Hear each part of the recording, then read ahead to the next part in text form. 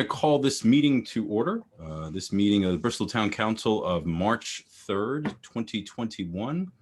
And I am going to share my screen 3, I believe. Let's see if that works. Everybody see the flag? Excellent. If we could all rise for the Pledge of Allegiance. I pledge allegiance to the flag of the United States of America and to the republic for which it stands, one nation, under God, indivisible, with liberty and justice for all. Thank you, everyone. Let me just stop sharing that. There we go. Madam Clerk. Chairman and members of the council, the first item of business is the consent agenda. Motion to approve the consent agenda, Mr. Chairman. Tim? Tony, second. Motion made by Tim to approve, seconded by Tony. Any discussion? Hearing none. Mary? Aye. Tony? Aye. Tim? Aye. Aaron? Aye. I also vote aye. Motion carries. Thank you. The next item on the agenda is the submission of minutes from the previous meetings. We have January 27th, 2021 and February 17th, 2021. You cut off a little bit there, Tim. I heard a motion to approve, I believe. It's a little bit Yes, stuttery. Yeah. I'll tell you what, why don't we do this, Tim? Motion to approve. So I heard the Second, motion. I'll second it. Tim made it. Tim made the motion, Mary seconded it. Any discussion? Hearing none. Mary? Aye. Tony? Aye. Tim? Aye. Aaron? Aye. I also vote aye. Motion carries. Let's take a moment. Tim, why don't you log off and log back on, see if that helps you out. I know that you were doing that, you wanted to do that before. It seems like we got about a 5-second delay, and we'll just pause here for a moment.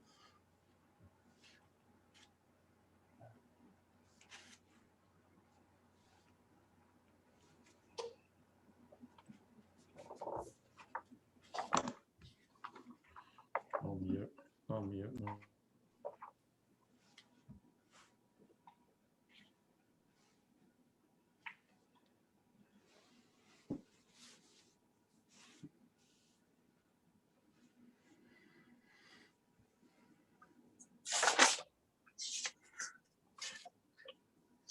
Should just be another moment.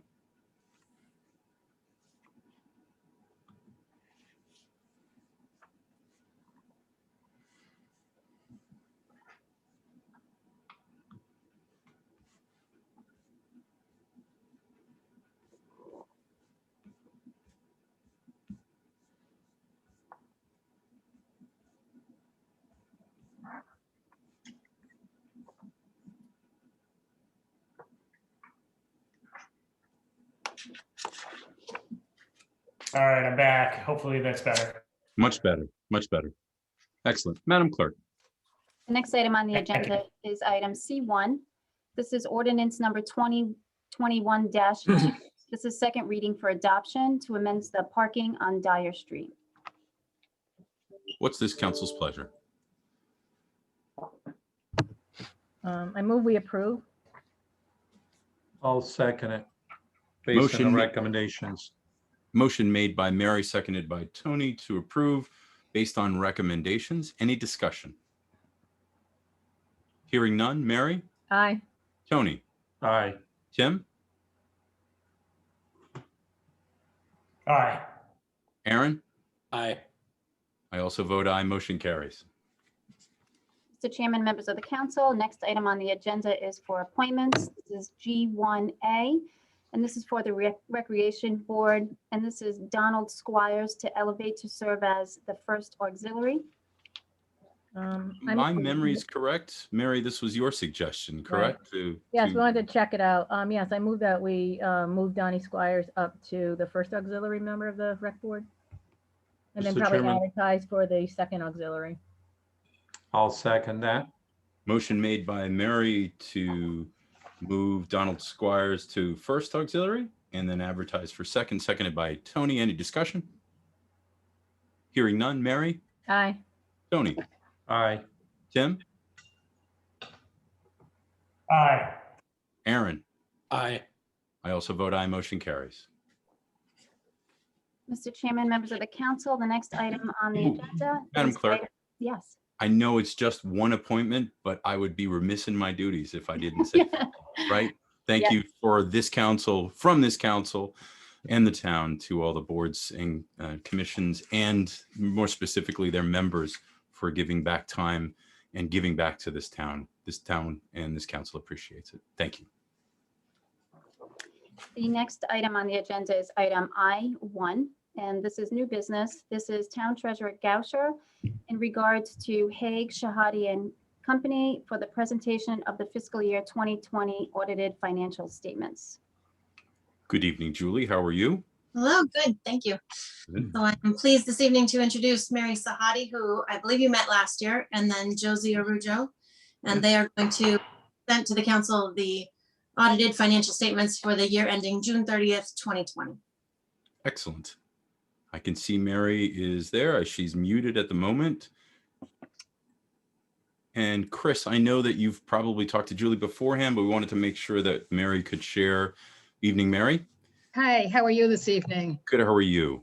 Good. I think the last time I was with you was probably your last meeting in person Wow. last March. We were just talking about 1 year and all of that. Exactly, Chris, can you exactly. make sure that Mary has screen sharing possibilities? Because I know that she'll need that to go through her presentation. Yes, Mr. Chairman, she should have it. Excellent. Thank you, Chris. Mary, the floor is yours. Okay. Let's see if I can do this without messing it up. Can you see the screen at this point? Yes, we can. Ah, excellent. Perfect. So I didn't mess it up. That's a good sign. It's a good sign. We're starting off well. So we're here. I'm here this evening. Actually, Josie is in the audience this evening as well. She was the manager on this particular job. And we are thankful to be here again this evening. And we have a brief presentation for you. And I thought maybe if we did it as a PowerPoint, because we weren't there in person, we might be able to get through the data in the financial statements themselves. First of all, I'd like to thank all of your staff, in particular, Julie. She did a wonderful job. There was a lot of work that needed to be done with the transition. She came in late in the year, and we were still able to deliver the financial statements on time based on the small extension that we did get from the state.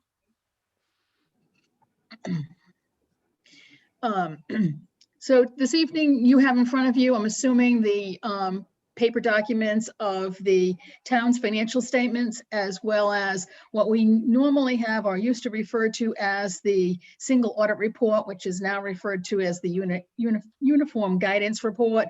And we'll talk just briefly about any accounting standards that may affect the town next year.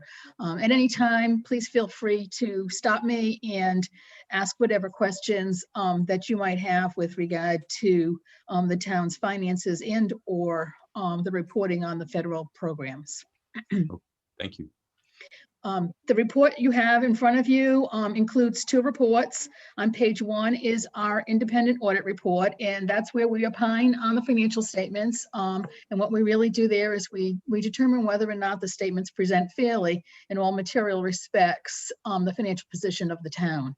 And on page 154 is a report on the town's internal controls and compliance with laws and regulations. And in both of these reports, the town received what's referred to as an unmodified report, and you received no findings. Back in the day, this would have been referred to as a clean report. The AICPA and the Governmental Accounting Standards Boards changed the definition or the description of the report as modified and unmodified. And so you've received an unmodified report. The next section of the financial statements is the section that's referred to as the management discussion and analysis. And this particular section of the financial statements is where the town has the ability to offer the readers, in layman's terms, if you will, an overview of the financial statements for the year.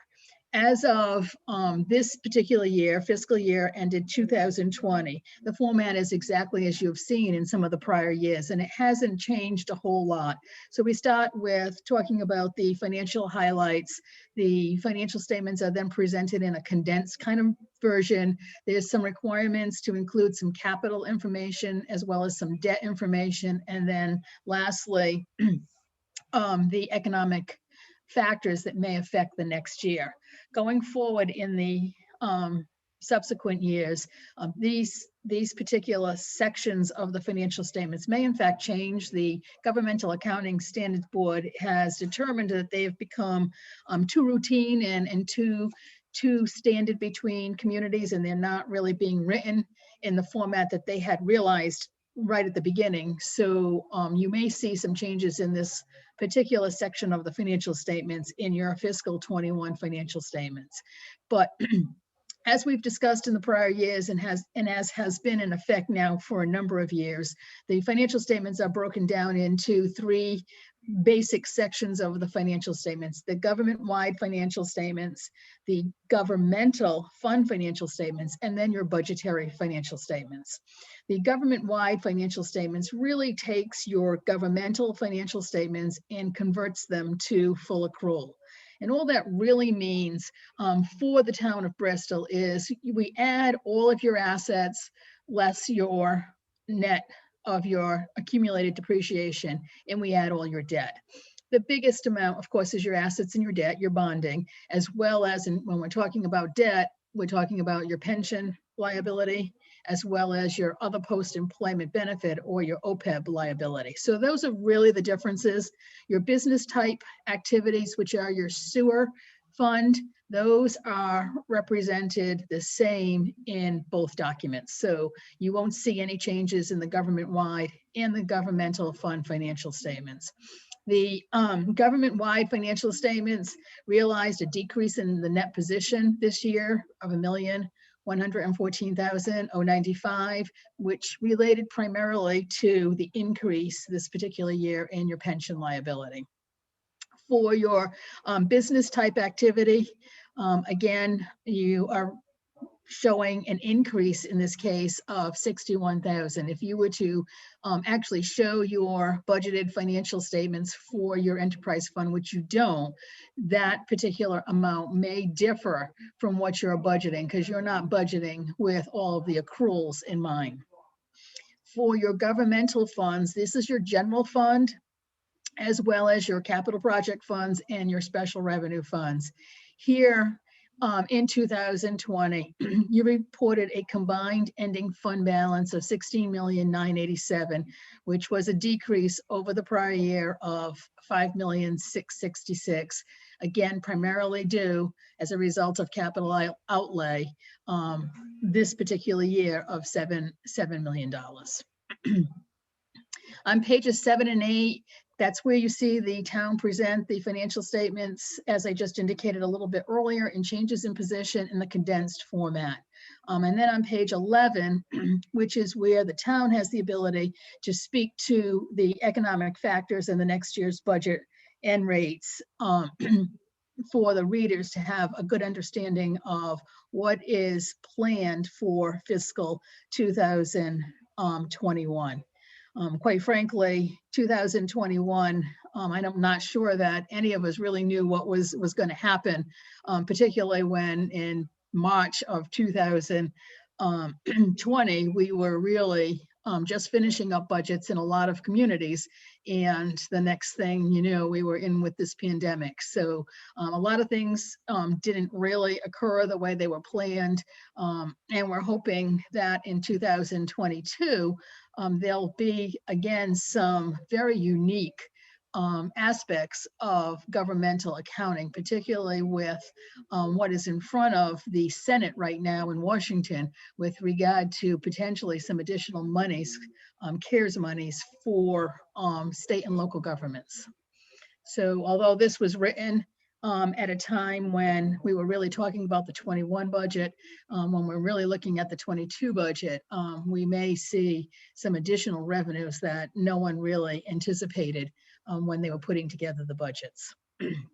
The financial statements are in the same format as you have seen in the prior years. We just talked about the MD&A. Following the MD&A would be your government-wide financial statements. That's going to be your accrual basis financial statements. Those financial statements, you want to remember, do not include the fiduciary funds, right? Because those are funds you're holding in trust for someone else, so to speak. But your governmental and your proprietary funds would be included in your government-wide financial statements, converted to the full accrual basis. The notes to the financial statements are really the area in the financial statements where the reader can get more information with regard to the details that are included in particular on the balance sheets or the statement of net assets or net position for each of the entities. And that is then followed by required supplemental. So required supplemental is something that came into effect back probably 4 or 5 years ago. But the required supplemental for the town of Bristol really represents the budget and actual for the general fund, as well as any pension and OPEB information. And then your supplementary, we provide for the town, not required, but considered supplementary, combining statements of all your funds. So if you wanted to dig back into the back section of your financial statements and look for a particular fund, whether it be a particular special revenue fund or capital project fund, both the balance sheet, the assets, liabilities, and fund balance, as well as the revenue and expenses would be described there. So it really gives the town officials and anyone reading this town's financial statements really information about all the funds that actually exist within the town of Bristol. And then lastly is that supplemental transparency report, which is a report that the state of Rhode Island, the MTP2 report, as it's referred to, that the state of Rhode Island requires all of their communities to prepare so that they can use it for comparative data when they're comparing one municipality against another. Your governmental wide financial statements, again, they're presented on the full accrual basis of accounting. There is a summary of the differences that are included on page 21. So if you looked on page 21 of the document, I don't know if anyone has it in front of them, but if you look on page 21 on the document, this is what I was referring to a little bit ago. These are the differences that exist between the governmental funds as well as the government-wide. And primarily it is the assets, meaning the capital assets of the town, net of the depreciation, as well as all of the liabilities of the town, both bonded debt, compensated absences, pension liability, and OPEB liability. So those are the differences there. And the same is true in terms of a requirement with regard to the statement of changes in financial position. Those differences are also presented, and that summary is in the financial statement. So someone could take the governmental financial statements and reconcile them, if you will, to the government-wide financial statements so that you could really understand all the differences. And those two reconciliation pages are required financial statements to your financials. Similarly, with the governmental funds, your proprietary funds are presented in the same format. And as I indicated a second ago, the fiduciary funds are included after your proprietary funds in your document, but they are not included in your government-wide. So if you were to take each one of the fund financial statements and sum them together, you would not include the fiduciary. And that comes in play, particularly when someone's trying to reconcile cash and they're like, I can't figure out why the total cash doesn't tie to the governmental wide financial statements. And it's primarily because fiduciary funds are funds that are held on behalf of someone else. So your pension funds or your agency funds, for an example. And so those funds are not included in your government-wide statements. On your governmental funds, the very first fund is the general fund. You're going to find these, the next section of your financial statements are your governmental funds. Your general fund is your primary fund. And in the town's case, your method of accounting for your governmental funds and for your budgetary funds are exactly the same. So when you look at the budget and actual, which is on page 93, it will represent the same surplus of $3,074 for the fiscal year ended June 30, 20, as you will see in the general fund. Following that, what's referred to as non-major funds. This is really where you aggregate all of your special revenue funds and your capital project funds, and they're shown in a category or a column called non-major funds. If you had a particular new project that was going on and it was a very large project, it would potentially mathematically be determined to be a major fund, and it could stand on its own in a column by itself. But here in Bristol, you really have all of your aggregated special revenue funds and capital project funds shown in that non-major category, if that makes sense. Your proprietary fund, this is your Sioux Enterprise Fund. This fund had operating revenue of $708,000 with operating expenses of $633,000, a small amount of capital contributions and transfers of $13,000 with a current change in fiscal year 20 of $61,724. Fiduciary funds, funds that now have become important to a lot of communities, and that is because most of your pension funds and your other post-employment benefit funds don't necessarily have a significant amount of net position. On page 87 of your financial statements, you will see where these two funds are shown separately so that when you're looking at the fiduciary funds, you are seeing them aggregated, but we do show them in the notes to the financial statements because we believe it's important and also required, quite frankly, to distinguish your pension funds from your other post-employment benefit funds. So Bristol is doing quite well, interesting enough, with their OPEB. In particular, a lot of communities have not contributed a significant amount of money to their OPEB funds. So Bristol has done well. You have a net position in your other post-employment benefits of $10 million. Now, if you have a particular situation where the town is struggling in a given year, those are the funds that you could potentially use to pay the health insurance in particular for your retirees. So you do have some money set aside that you could potentially utilize for that purpose. And then the other sections in the fiduciary funds are your private purpose trust funds, as well as your agency funds. The notes to the financial statements follow that particular section. And as I stated a little bit earlier, pretty much the notes to your financial statements are the area within your document that gives you a little bit more detail about certain aspects of the town. The first note in all sets of financial statements, whether you're a governmental unit, a nonprofit, or a for-profit entity, is going to be the summary of significant accounting policies. And that's where we really talk about all of the town's policies so that the reader of the financial statements can really understand the policies and the procedures, as well as following that note, specific detailed accounts like your capital assets, your cash accounts, your long-term debt. And I won't spend a lot of time on that because they pretty much speak for themselves.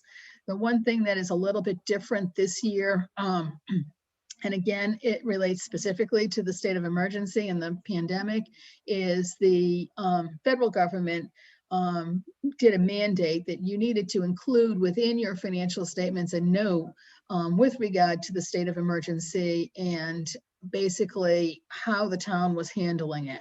And when you take a peek at that note in your financial statements, it will be the last note in the financial statements. You'll notice that it's pretty standard type note. I mean, there isn't anything that one town specifically did over another town that makes them significantly different. I mean, the pandemic certainly allowed you to apply for some CARES money. It allowed you to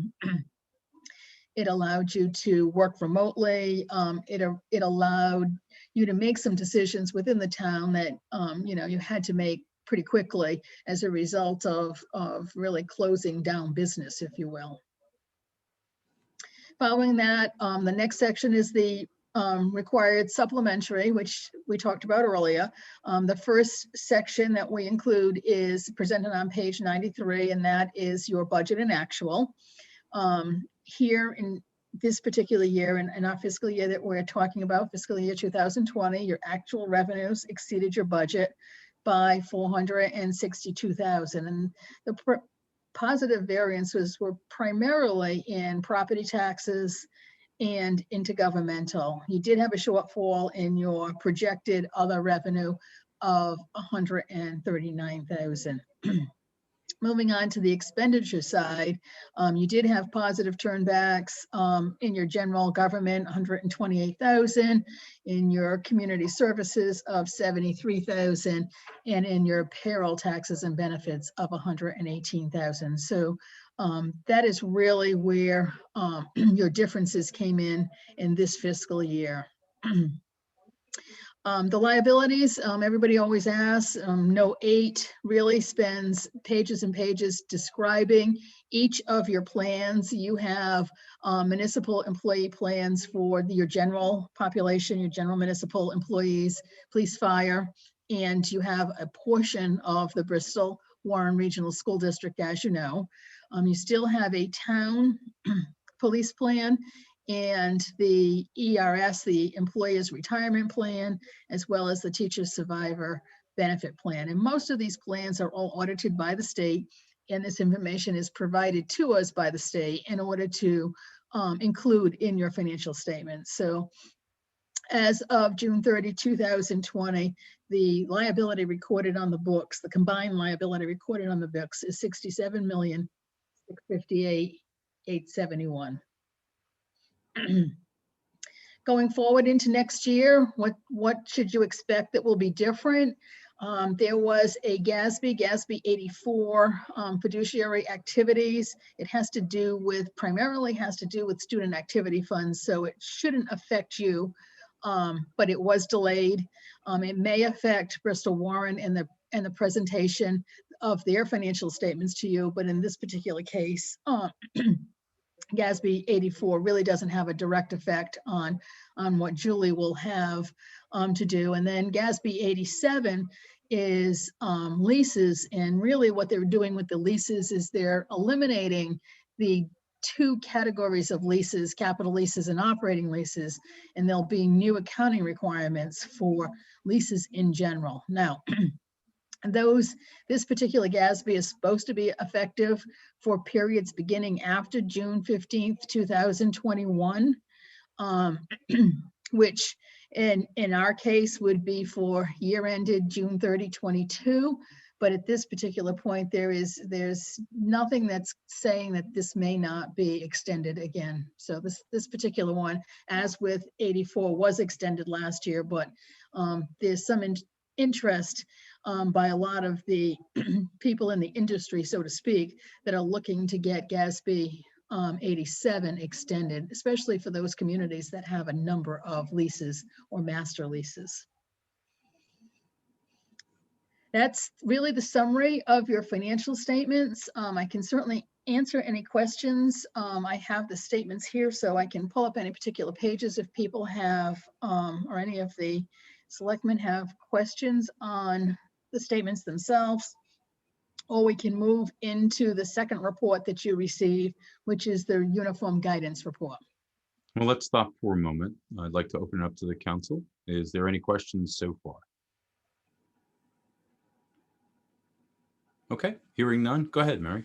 Okay, so the second report you receive is the Uniform Guidance Report. It's issued in a separate report. It really reports on all of your federal awards. So it's not the revenue that you receive from the federal government, but it's the expenditures that relate to those federal awards that are required to be reported.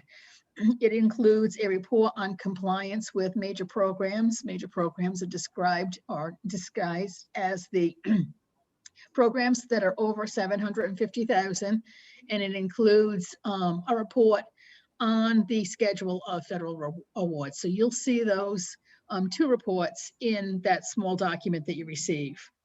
In summary, the town receives $2.2 million of total federal expenditures, and that's going to be on that schedule of expenditures of federal awards. And really, it receives one program, that passenger ferry grant program, that is $1,168,000. And so that is the same program that we would have tested as major in the prior year as well. Because in the prior year, you also expended a significant amount of money under that program.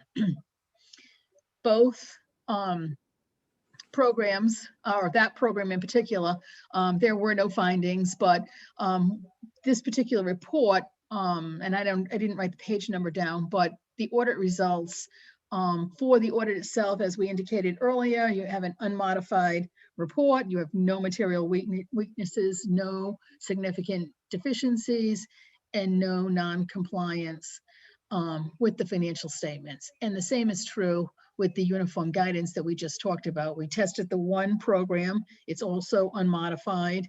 And we also looked at the town's internal controls and found no material weaknesses or significant deficiencies. Any questions? Again, to the council, any questions? Mary? Just a quick question. I think it goes to page 93. So in our reserve, like, in the past, we used to call it surplus. We don't anymore. I think we used to have anywhere between like 400,000 to 1.5 million roughly. Are you saying that? So I'm just a little confused, because I saw the 3,074, and then on one of the slides, you were showing the 462,882. Yeah. I think the 9 million is the total. Am I correct? What page are you on, Mary? I'm on 93. I mean, maybe I'm just looking at, maybe I'm good. Nope, that's okay. Just give me 1 second and I will get to page 93. Okay. Yeah, so this particular year, you had excess revenue over expenditures of the 407, but then you transferred out 415,000. So therein lies, and then you had a small amount of proceeds from a capital asset that you sold of 10,556,000. So that brought you down to a bottom line for the current year of 3,074. But you are correct. Your fund balance is 9.8 million. So, I mean, we just barely squeaked by in the black, but it's better than being in the red, given all that transpired this year. Right. And a chunk of it was the transfer. So Right. Realistically, if you were looking specifically at your revenue, you budgeted 52 million, 52 million one, we'll say, of revenue, and you received 52 million 4. And the same thing on the expense side. You did have a positive 178,932, where you didn't spend 178,000 of the expenditure side. And if I can just jump in, this is Julie Gosher. It was planned to have a very small net income. As you might recall, Raquel had presented to you some projected results for the end of the year, and it was decided, I think mutually, that some transfers would be done to fund capital projects that were needed. And so that is the reason why this year was a little bit unusual, in that you're used to seeing a little bit more of net income at the end of the year, and this year it was pretty balanced. So, but that is because of those planned transfers to capital projects. And those were things like Prudence Ferry, which is that passenger ferry grant that Mary Sahadi referred to, the Prudence Ferry dock matching funds. There was some tan yard matching funds. So those were a couple of the big transfers that were done. Thank you, guys. Thank you. What other questions? This is Tony. Go ahead, Tony. To page 4, Mary. At the government fund financial statements, It says, as of June 30th, 2020, the unassigned fund balance for the general fund was 8,000,000, no, definitely not, okay. 8 million, or approximately 16% of total general fund revenues. So does that tell us that we're in pretty decent position for the general fund? That actually tells you you are in very good position. The GFOA generally says between 10 and 15%. So you're really actually over what the GFOA is recommending to be the percentage held in some type of a reserve. Now, it can either be as your unassigned balance, or you could transfer it into a stabilization fund of some type, but it's referred to as the reserves. That's correct. Thank you. Anyone else? I can't see everyone. Mary, would you Chairman, mind? this is Tim. One sec, Tim. Mary, could you unshare your screen so it'll, there we go. There we Perfect. go. Go ahead, Tim. Hi, Mary. Hi, Tim. How are you Thank for today? Okay. Oh, doing well. Thank you.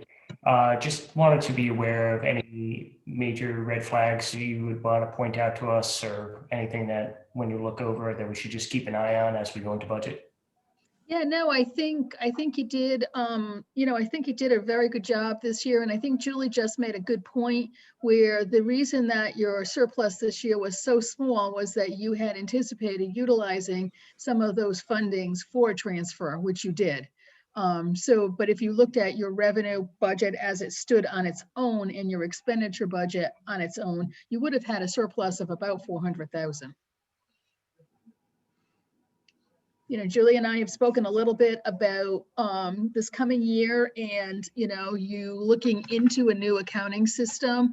The only thing that, I offered to her, and I'll offer to you as well, is that if you need any help going forward, or you just want to, have some questions or ideas, or you want to talk to somebody, I'm certainly here to help you out.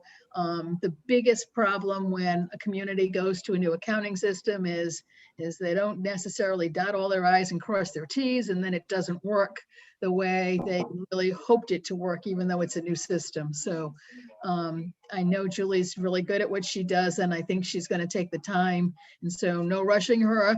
Let's make sure it gets set up properly, and it'll be to everyone's advantage long term if it does.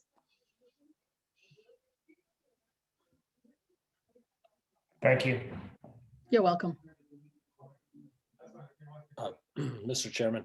Go ahead, Aaron. Aaron Lang. Thanks, Mary, for coming over here. I just have a quick question, maybe a quick comment, but I don't know if anybody remembers, like a little over a year ago, I just thought we were going to be in very bad shape with the pandemic and the way that it was kind of starting to accelerate and everything like that. And to see this right here makes me feel really good going into this next budget year in terms of, the way that things have been managed and everything like that. And so that's one comment that I want to make right there, because I was expecting the worst. I really was.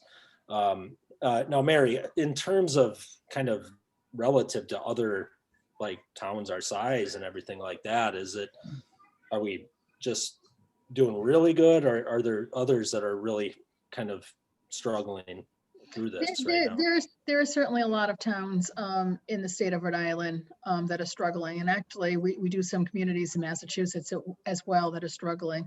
I think the biggest concern, quite frankly, is going into 2022. And I know you're probably working on your budgets right now, but it's going into 2022. And, if we get the money that's proposed in President Biden's bill, then I think we're all going to have enough of money to do whatever projects we need to do. But quite frankly, I'm a pessimist, and I'm just not seeing that some of these communities are going to get some of the dollars that you're seeing reflected in that chart that has been released. I'm sure everybody has seen it by now. Now, you're not an entitlement community in terms of CDBG, so Community Development Block Grant. So if you're an entitlement community by CDBG, then the money would be directly earmarked to the town. Yours will be, I guess, based on census, I believe. But at this point, the non-entitlement communities, it's a little bit more difficult to determine what amount of money they'll receive. But if we do receive the monies that, you know, have actually gotten through the House and they're in the Senate right now. I mean, my last I heard, I didn't look tonight before this meeting, but supposedly the Senate was going to make their decision today. The big deal was taking the minimum wage out of the bill. So if the minimum wage got out of the bill, it's possible that 2022 will not be nearly as bad as what, you know, everyone has been predicting.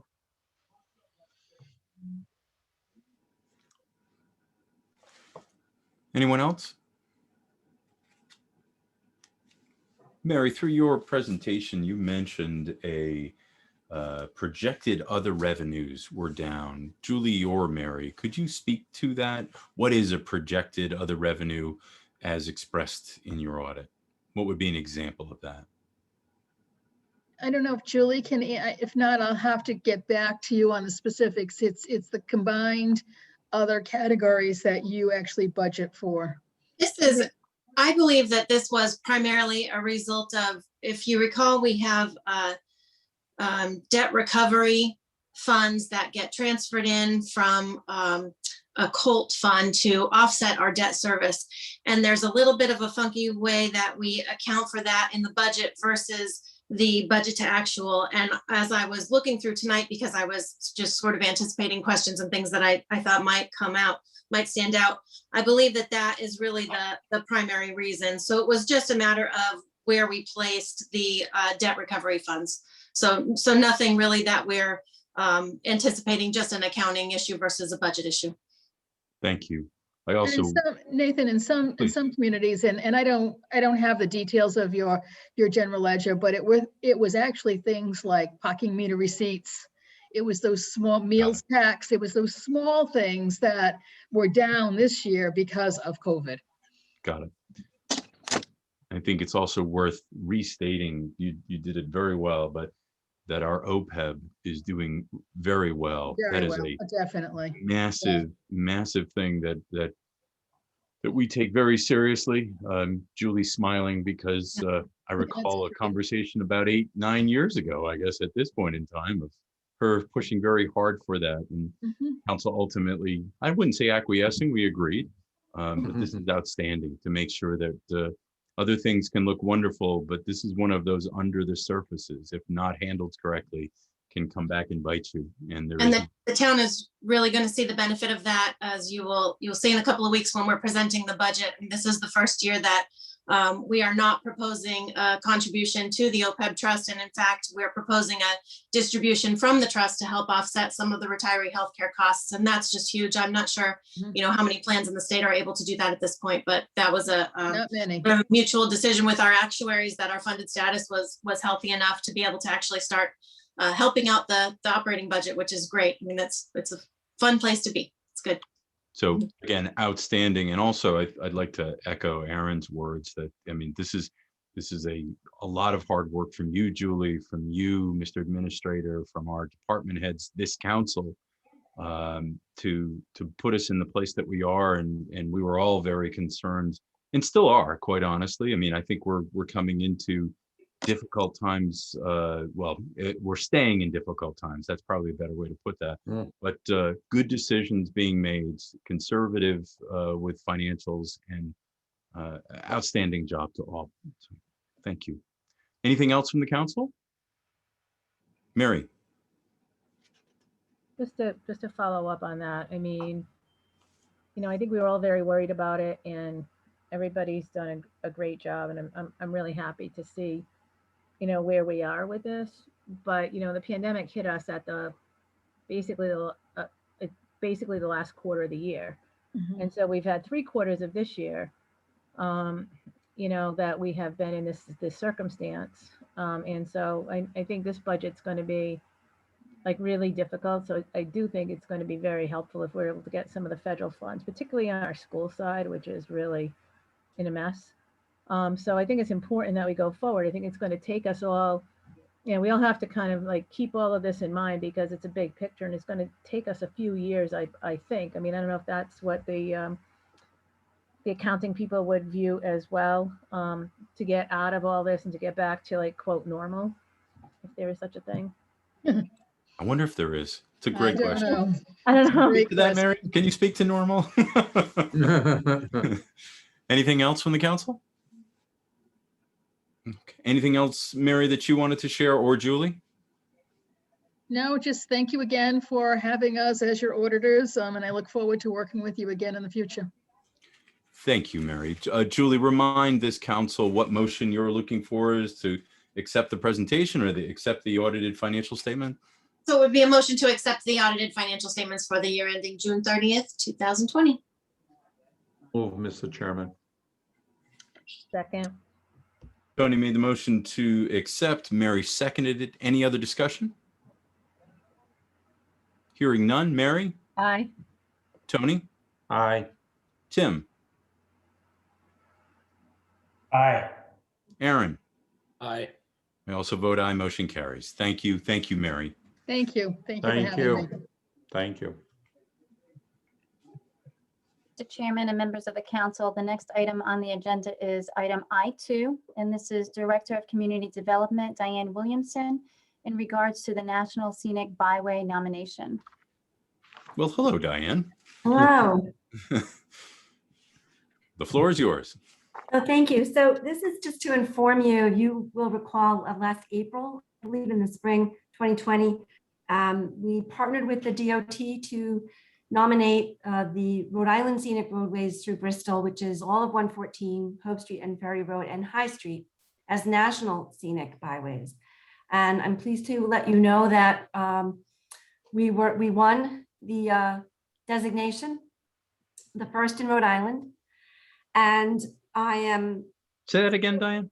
We are the first in Rhode Island. We won the national designation as a scenic roadway, national scenic roadway. And this is really big for our tourism economy. We'll get some, hopefully some good marketing. We'll get some additional recognition to the town and promotion. And I'm actually meeting tomorrow with the Scenic Roadways Board of the DOT to see where we can partner on things like signage and other things that we can work on together. And one of the best things about this program, and just following the financial presentation on all the federal funding, was kind of neat because when we applied for this designation, this program was unfunded.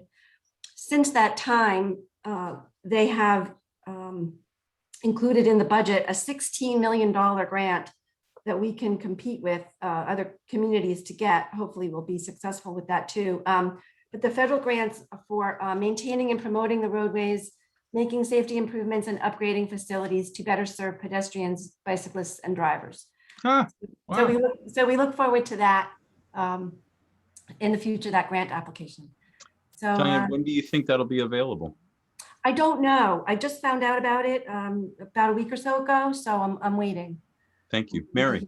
Well, I just wanted to say, you know, what I was thinking about when I read this, and as you're speaking, and even more now with the potential for money, is does it address sidewalks? Because it ties in, you know, like a lot of the discussion we had at our last council meeting about the bike path and so forth, you know, was kind of addressing like sort of the push and pull of the scenic roadways and so forth, and kind of having this big giant bike path on a certain area.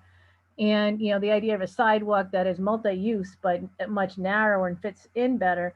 Would this be something that you could look at to that and then still proceed with the other bike share the road kind of projects?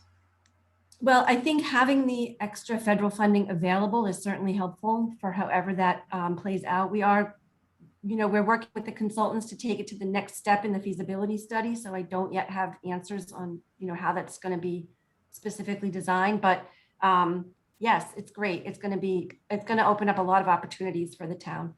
And I'm really thrilled. Outstanding. Thank you for the support of that. And I'll keep you posted as we go forward. Thank you. Anything else from the council? I would imagine we just need a motion to receive and file with enthusiasm, maybe? With great applause. Thank you. Thank you. Is there a motion to that effect? So move. Second.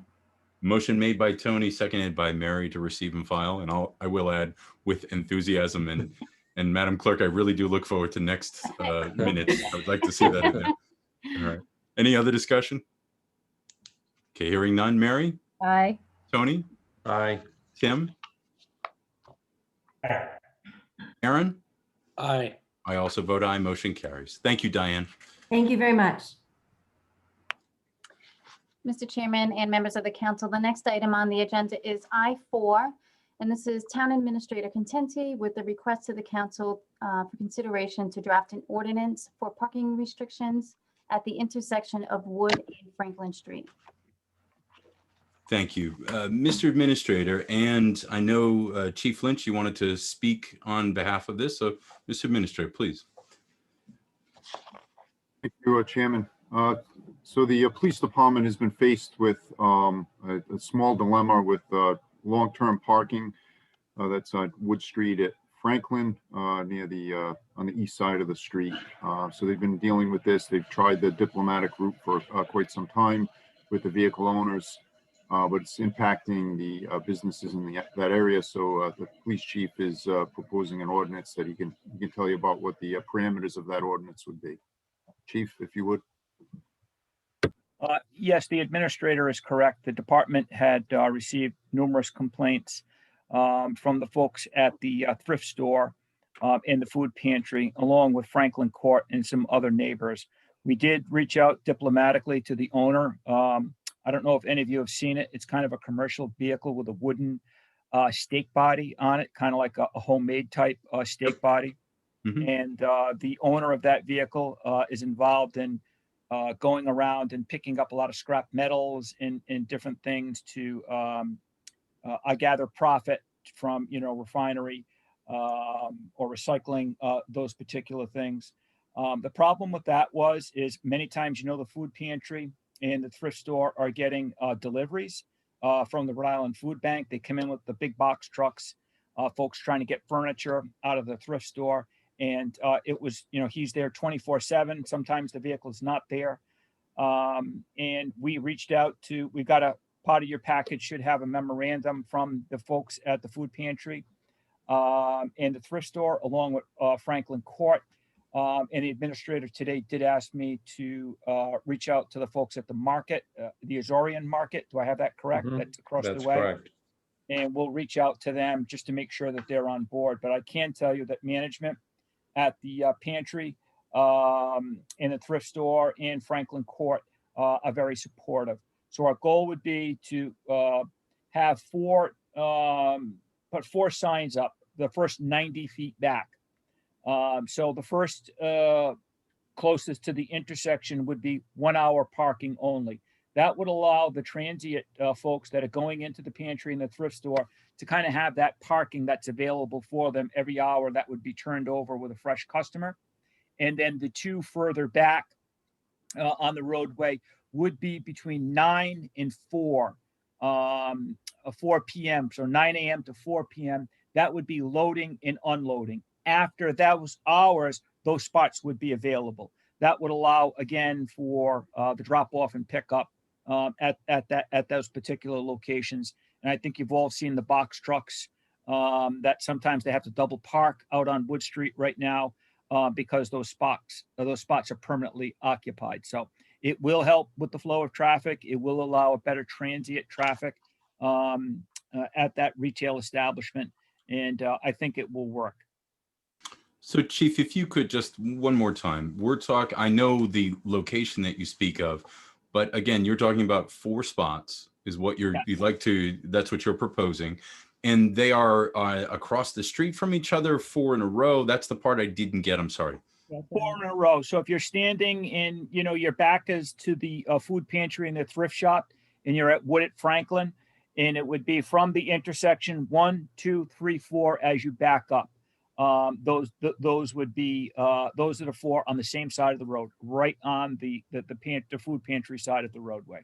And your proposal is to make 1 hour parking from 9 until 4, and then normal overnight parking after. So 4 o'clock on to 9 in the morning can be any resident or non-resident. Is that what you're suggesting?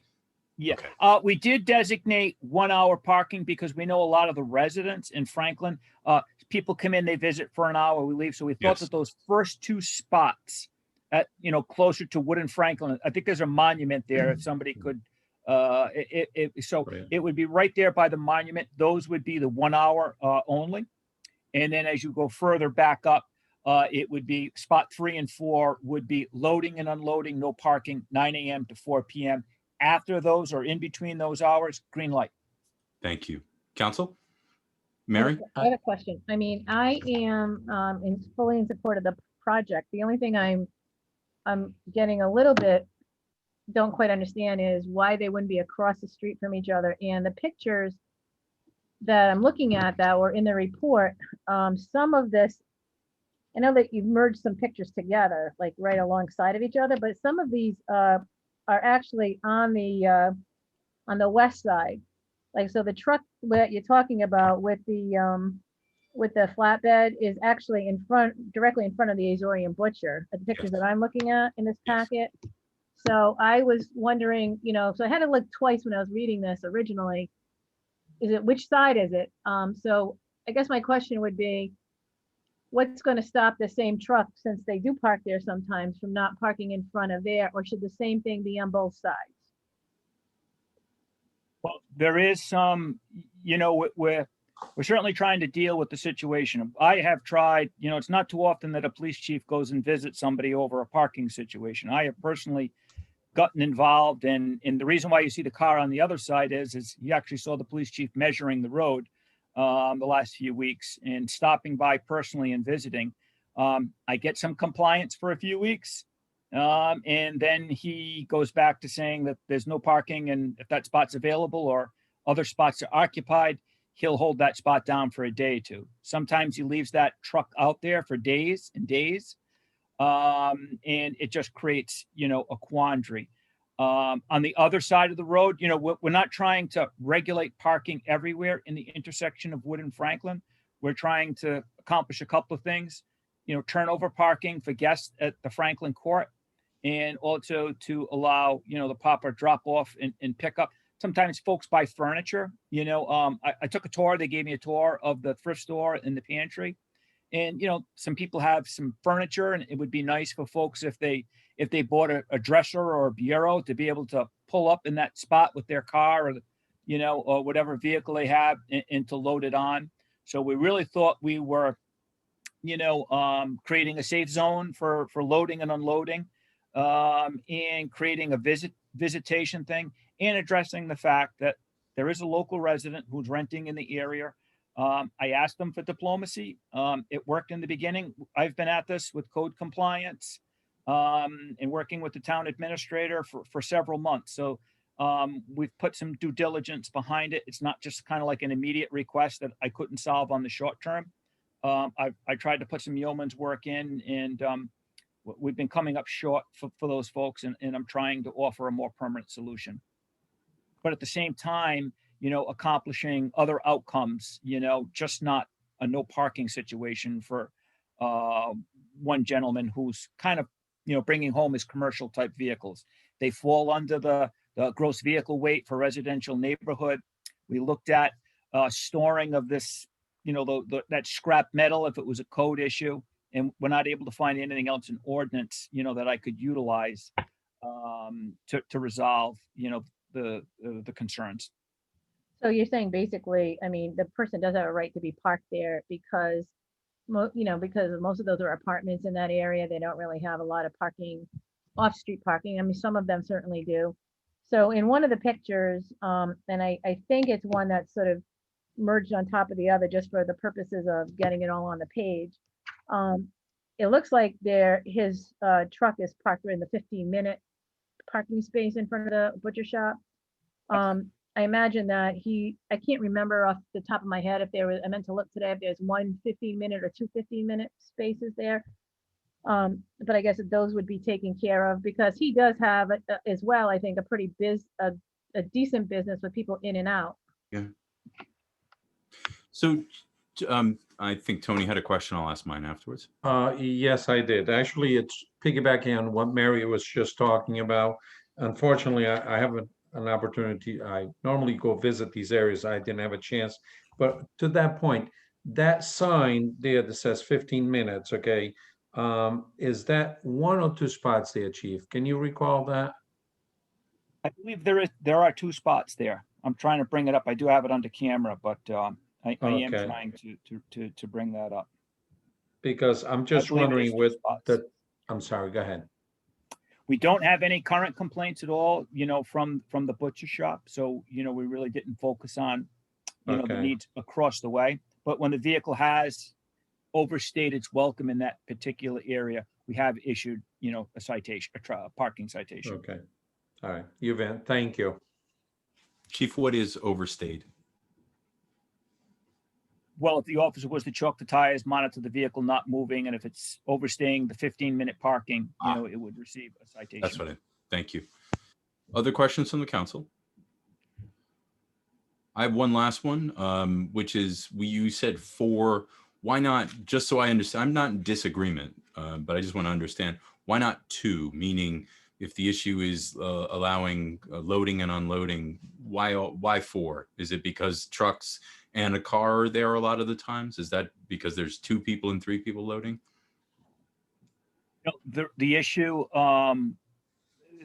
because, the issue is if we put the 2 spots, if we don't fill up all 4 spots, if we put the spots closest to the intersection by the monument, if we make those 1-hour parking only, then he's going to park in spot 3 and 4, which will be completely in front of the doors at the thrift and the food pantry. So we kind of have to block out the entry and exit way of the food pantry and protect that, those spots that are close to the monument right by Wood and Franklin. So for every action, I always say that there's a reaction. So if we put the 1-hour parking in spot 1 and 2, which would take up the first 45 feet coming back, towards like where the DCYF building is, where they are, he's only going to move to spot 3 or spot 4. And, we did meet with the food pantry people to get, their support on this. And they raised the issue of, yes, if he isn't allowed to park at the intersection, he has blocked us when we're getting a delivery. I don't know if you saw the Rhode Island Food Bank box truck, when that comes in, that's quite large, over there. And as I said, we're trying to help out too, when folks buy some furniture or they need to load up their car, it would be a good area for them to kind of come in and park and, so that they can carry out their belongings. Mike, Mr. Solicitor, just on a process question, normally no parking ordinance are not public hearing. Is there a trigger at when there's more than X? This council typically is fine with, well, I shouldn't say typically fine, is fine with public dialogue. And I know this will affect a few people. So I just want to make sure the public has an opportunity. Typically we do that with a public hearing. So. Sure. Technically, under the procedure, you would have to receive a petition to make it an official public hearing. But certainly, as with any agenda item, you can open it up for public comment when you get to that item. Perfect. All right. Any other discussion from the council? All right. What's this council's pleasure? I would say it's a refer to the solicitor, the administrator and the police chief to draft an ordinance. I'll move. So moved, Mr. Chairman. It's Tim. So I heard Tony with the motion and then seconded by Tim. I know there's a little bit of a delay there. Is there any other discussion? Hearing none. Mary? Aye. Tony? Aye. Tim? Aye.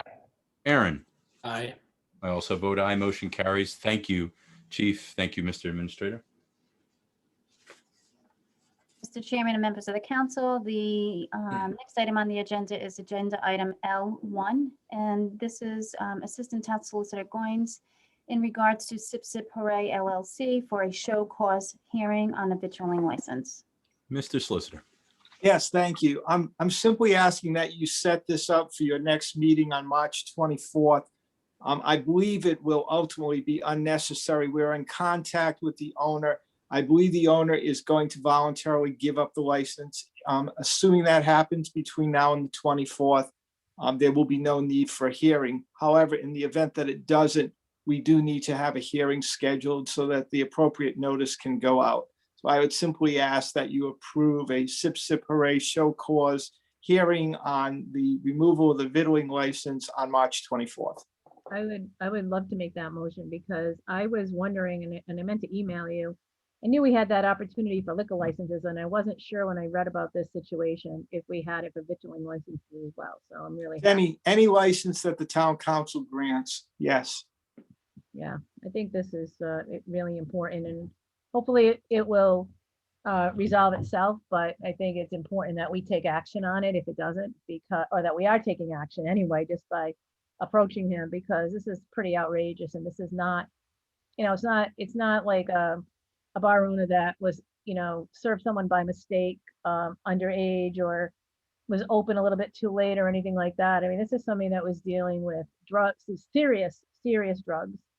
And of course, these are allegations, Mary, it's just important. These are allegations. So maybe we would hold that for the actual hearing is what my preference would be. Yes, I mean, just from what I read in the paper about this situation. Sure. And, I mean, the allegations of why this gentleman was arrested. And of course, he has to go through the due process of, under the law, but it's very concerning for this kind of an establishment. Is there a second?